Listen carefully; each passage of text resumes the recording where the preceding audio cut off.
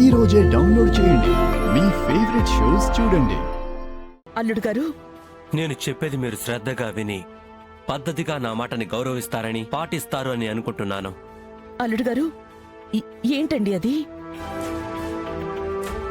మీరు మీ కోడల్ని కాపాడుకోవడానికి లీగల్గా ప్రయత్నాలు చేస్తారని నాకు తెలుసు. దయచేసి అటువంటి ప్రయత్నాలేవి మీరు చేయకుండా ఉండటం మంచిదే.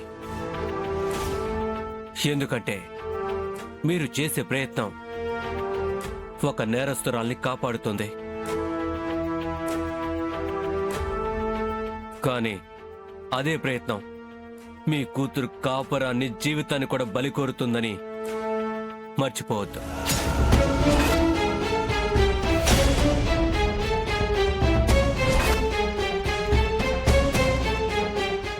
అల్లుడు గారు, అవును, మీరు మీ కోడలికి సహాయం చేయాలనుకుంటే మీ కూతురు శాశ్వతంగా మీ ఇంట్లోనే ఉండిపోతుంది.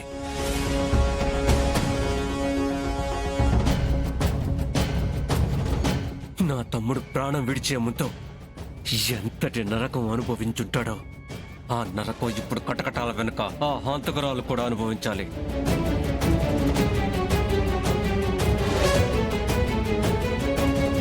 రేపు కోర్టులో యావజ్జీవ శిక్ష పడి మా తమ్ముణ్ణి కోల్పోయిన మా గుండె కొత్త ఎలా ఉంటుందో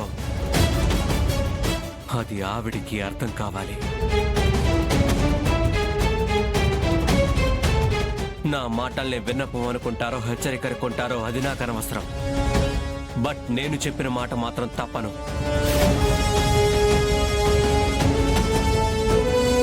మీకు కోడలు కావాలో కూతురి జీవితం కావాలో మీరే తెలుసుకోండి.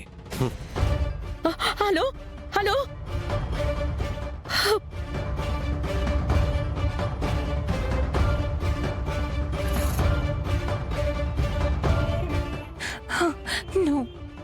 నా కోసం వదిన తన జీవితం నాశనం చేసుకుంటుంది. అలా జరగడానికి వీల్లేదు. ఏం చెయ్యాలి?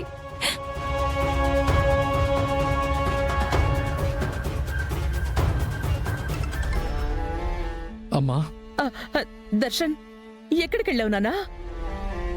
శరణ్య కోసం స్టేషన్కి వచ్చానమ్మా. తననెంత రిక్వెస్ట్ చేసి అడిగినా ఏం జరిగిందో శరణ్య నిజం చెప్పట్లేదు.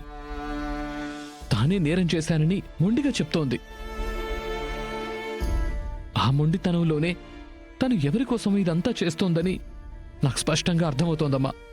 కానీ శరణ్య మాత్రం నా మాట వినే పరిస్థితుల్లో లేదు. అయ్యో భగవంతుడా! దర్శన్, ఇప్పుడే సంతోష్ కూడా ఫోన్ చేశాడు.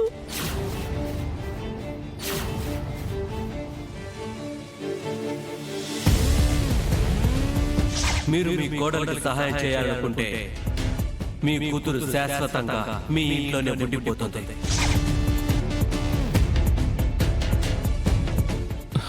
అవునా? నువ్వేం టెన్షన్ పడకమ్మా. ఈ ప్రాబ్లంని ఎలా సాల్వ్ చేయాలో నేను చూసుకుంటాను. నా friend Mounika IPS training period పూర్తి చేసుకుని ఈ మధ్య క్రైమ్ బ్రాంచ్ స్పెషల్ డ్యూటీలో జాయిన్ అయింది. తనైతేనే దీన్ని హ్యాండిల్ చేయగలదు. నేను చూసుకుంటానమ్మా. సరే నాన్నా.